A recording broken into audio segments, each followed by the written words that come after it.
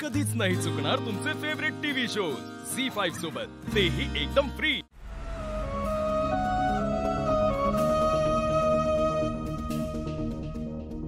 आशू,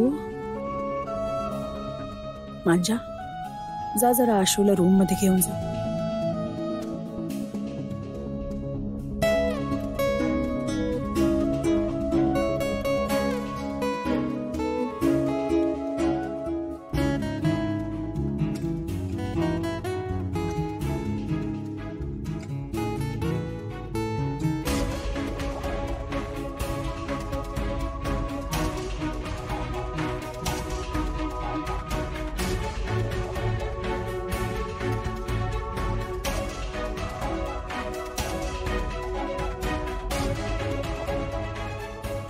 लक्ष्मण,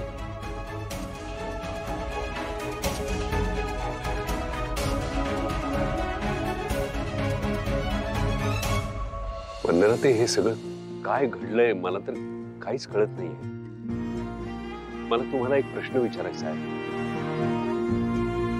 दिव्या खुश होती ना हे लग्न करत असताना? का तुम्ही तिच्यावर काही दडपण टाकलं होतं? हो, तुम्ही सुद्धा पाहिलत ना किती आनंदात होती ती, मनापासून सगळं करत होती। मग तिने असं का केलं नाही आम्हाला सुद्धा नाही कळत आहे। भाऊ हो, कसला न्यायनिवाडा करत बसलाय तुम्ही? अहो, ह्या लोकांनी वेड्यात काढलाय आपल्याला। तुम्ही साधे आहात भाऊ, कळलं नाही तुम्हाला? चांगले दागिने देऊन बसलात, हव्यात त्या मागण्या पुरवल्यात, पण यांनी काय केलं? यांनी यांच्या मुलीला पळवून लावलं,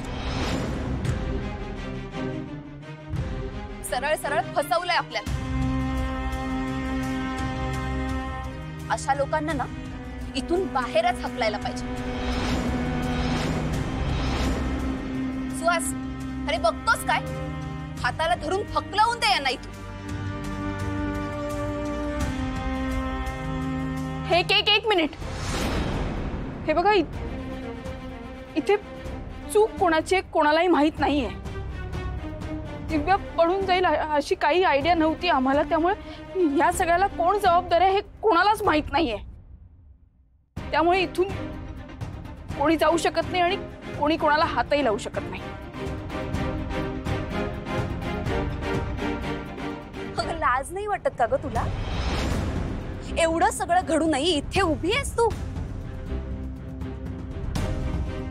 जशी तू तशी तुझी बहीण पळपुट।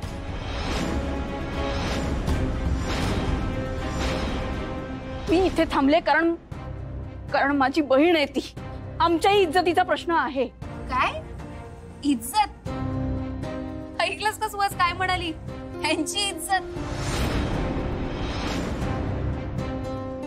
नाही भाऊ, तरी आपलं नशीब हा सगळा प्रकार लग्नाच्या आधीच झाला। अहो, कल्पना करा, समजा हे लग्नाच्या नंतर घडलं असतं तर काय करणार होतो आपण? झी5 ॲप डाउनलोड करा आणि पहा सर्व एपिसोड्स एकदम फ्री।